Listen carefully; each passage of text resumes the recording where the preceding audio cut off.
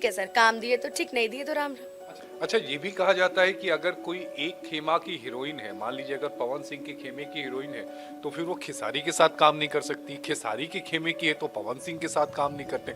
बड़ा बार कर दिया गया है। आ, लोगों में दो लोग, ये दो धरोहर जो हैं, दो बिहारी सब पे भारी, एक पवन और एक खेसारी। तो कहीं ना कहीं ये होता है ना कि नहीं हमारी हीरोइन है ये हमारी हीरोइन है, तो ये हो जाता है सर। सिंगर में ज़्यादा दिक्कत नहीं होती है, लेकिन अभी होने लगी है, क्या बोला जाए। अभी शिवानी सिंह जी ने एक गाना गाया, उस पर भी विवाद हुआ है। तो खेसारी भैया की टीम को बुरा लगा है, और कहीं ना कहीं ये गाना अगर देखा जाए तो उन्हीं के लिए गाया गया है। अगर कहीं ना कहीं देखा जाए तो कहीं ना कहीं छोड़ी आपन कनिया नचनिया संगे जिम करेला। हाँ, तो कहीं ना क्या गाना क्या है ये? वो हाँ, कुछ वीडियो एक तो खेसारी का मैं देख रहा था। मैं जो लाइन नहीं याद है सर, बट ये लाइन है कि छोड़ के आपन कनिया नचनिया संगवा जिम करेला। तो इन्होंने गाया है। अब क्यों गाया, किसके कहने पे गाया, आई डोंट नो, बट इसको लेकर भी लोग हैं कि अच्छा शिवानी पवन जी के साथ गाती हैं तो आज खेसारी पे टंच कस दी। क्या भोजपुरी फिल्मों में ये जो सुपरस्टार हैं, हीरोज हैं, ये तय करते हैं कि उनकी फिल्म में हीरोइन कौन होगी? वही तय करते हैं सर, वही तय करेंगे कि ये हमारी हीरोइन रहेगी और ये नहीं रहेगी, ये होता है।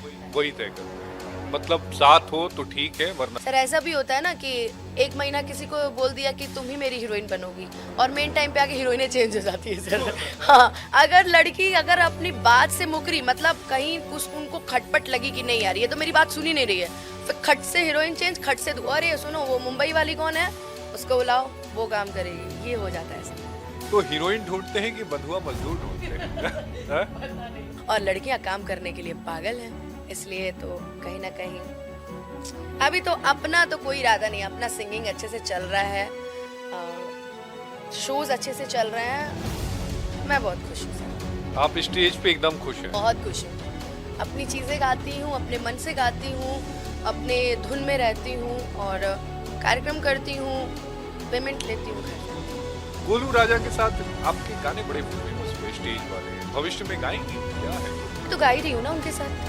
अभी एक चैनल पे मैं बैठी थी तो मैंने वहाँ पे वादा किया कि मैं गोलू राजा के साथ मंच साझा नहीं करूँगी, क्योंकि वो अभी कुछ ज़्यादा अश्लील हो गए, थोड़ा उनके अंदर भी आ गया है घमंड। तो दिल्ली के हम एक शो में मिले, उस शो में मैं बैठी हुई थी, छठ का कार्यक्रम था, मैं आराम से बैठी थी, मैं उनसे बात नहीं कर रही थी, तो माइक लेके कह रहे हैं कि ते हमारे बहन बड़े गुस्सा हो जीबे, हाँ भाई बहन में क्यों गुस्सा होला। आप उसी पे मतलब रोने लगी कि नहीं, और वाकई अगर स्टेज पे मैं किसी को अगर भाई बोली हूँ तो गोलू राजा हैं, मैं उनको बहुत मानती हूँ, मगर पता नहीं क्या उनके अंदर हो जाता है ना, लड़कियों को लेकर उनकी भी अटेंशन कुछ और ही हो जाती है। तो एक बार बर्दाश्त, दो बार, तीसरी बार बर्दाश्त नहीं, तो उस दिन बम्पर विवाद हुआ था हम लोगों के बीच में, तो इस वजह से तो फिर वो हमको बोलने लगे। मैंने कहा भैया आज के बाद आप कसम खाइए कि कभी आप उल्टा पुल्टा नहीं बोलेंगे, क्योंकि मैंने नेशनल टीवी पे बैठकर ये बात बोली कि मैं आपके साथ कार्यक्रम अब नहीं करूँगी। बोल रहे आज के बाद हम तोरा को पूछा कब, हम बोले हमें नहीं, किसी भी फीमेल कलाकार को आप कुछ भी नहीं बोलेंगे, कोई भी हो, अगर वो डांस भी कर रही है ना तो भी किसी की घर की बहन बेटी है, और कोई भी सर मंच पे डांस ना अपनी खुशी से नहीं करता है सर, मजबूरी से करता है। लड़कियां जिम्मेदारी लेकर के सर ये सब काम करती हैं, वरना कौन चाहेगा सर आज के समय में कि 4 लोग हमें छुएं, 4 लोग हमें देखें और हम मंच पे डांस कर रहे हैं। तो जिम्मेदारियां मजबूरी, हमने कहा मजबूरी का किसी के फायदा मत उठाइए, तो बोले कि ना हम आज के बाद ना बोलो, खुश हम क्या। तेज प्रताप यादव आपको बहन मानते हैं, कैसे शख्सियत है? अच्छे हैं, थोड़े नटखट भी हैं, और मतलब चुलबुलापन है, जो मैं उनसे मिला हूँ, बड़ा चुलबुल आदमी है, बहुत चुलबुले हैं, और कहीं ना कहीं उनको भी मेरे बारे में लोगों ने भड़का दिया था। ये नवादा वाले कांड के बाद वो लोग उनके पास गए, भैया का मैंने एक इंटरव्यू देखा, तो भैया बोल रहे थे कि अनुपमा वहाँ के लोगों को हॉकी से मारी, तो लोग वहाँ पे मतभेद हुआ। अच्छा सर एक बात बताइए, मैं आपके ऑफिस में आई हूँ, हम 3 आए हैं, मैं आई हूँ, एक दीदी आई है मेरी और एक मेरा भाई आया है, क्या हम 3 आकर के ऑफिस में आपके तोड़ फोड़ करके चले जाएंगे?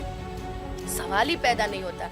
वो इंटरव्यू में क्या बोल रहे हैं कि अनुपमा की गलती थी, अनुपमा उसको हॉकी से मारी, और मुझे हंसी आने लगा। वो पवन सिंह के राह पे चल दिए क्या? जो भरमा दिया जाए वही बोल देंगे। उनको ना वो भी देखिए, वो भी सही दिल के तो अच्छे आदमी हैं, मैं तो कई बार मिला हूँ उनसे, और नो डाउट कि वो बहुत अच्छे आदमी हैं, और राजनीति से उनका कुछ लेना देना नहीं है, जो कहेंगे सट्टाक बोलेंगे। तो उन जो दिल में है वो जुबान पर है।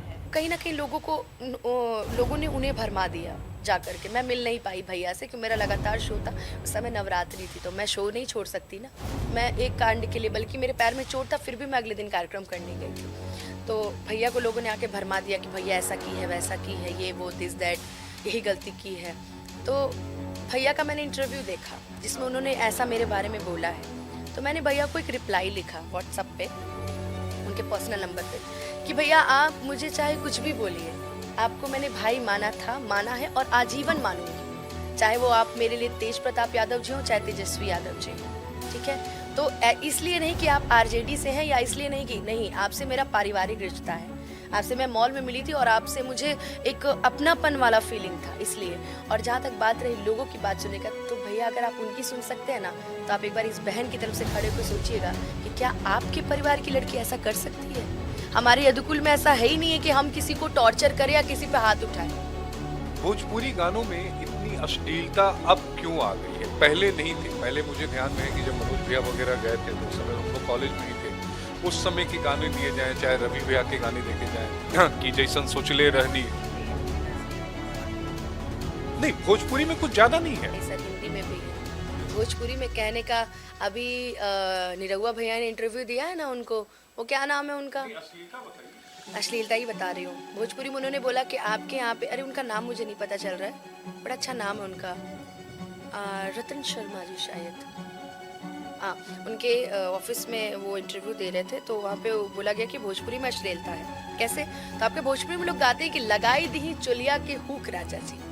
तो मुझे बड़ा अच्छा और बड़ा इंटरेस्टिंग बात ये लगा कि निरहुआ भैया ने वहाँ बोला कि देखिए, एक पत्नी है जो अपने पति से, उसके घर में उसके पति हैं, तो अपने पति से कह रही है कि जी हाथ नहीं जा रहा है तो मेरा थोड़ा हुक बंद कर दीजिए। किससे कहेगी? पड़ोसी से कहेगी? किससे कहेगी? अपनी बीवी से कहेगी, पति से कहेगी। एक बीवी है तो अपने पति से कहा कि लगाई दी चोलिया के हुक राजा जी। और आप लोग में जो है कि चोली के पीछे क्या है, वो क्या है बताइए। तो फिर वहाँ पे वो एकदम शांत हो गए कि हाँ भाई सही बात है। तो कहीं ना कहीं देखिए, हिंदी में क्या है ना, लोगों की मानसिकता हिंदी में नहीं, हिंदी गाना अच्छा है यार, भोजपुरी इतनी खराब नहीं है, दो अर्थी है, मगर जरूरी नहीं कि हर गाने का। हाँ सर, आजकल के लोग गंदा गा रहे हैं, अश्लील गा रहे हैं, तो सर देखिए उसकी भी एक रीज़न है। आप एक भक्ति चैनल खोलिए सर, नया एक खोलिए, जिला टॉप, मतलब जिला टॉप नहीं, डाल दीजिए कोई चैनल का नाम ले लेते हैं, कोई भी, बबुनिया लगे नहीं एकदम, नहीं बबुनिया नहीं, बबुनिया भी नहीं रखे हैं, रसीली सर चैनल का नाम आपके, मैं आपको बता रही हूँ। आप एक बार डालिए भजन।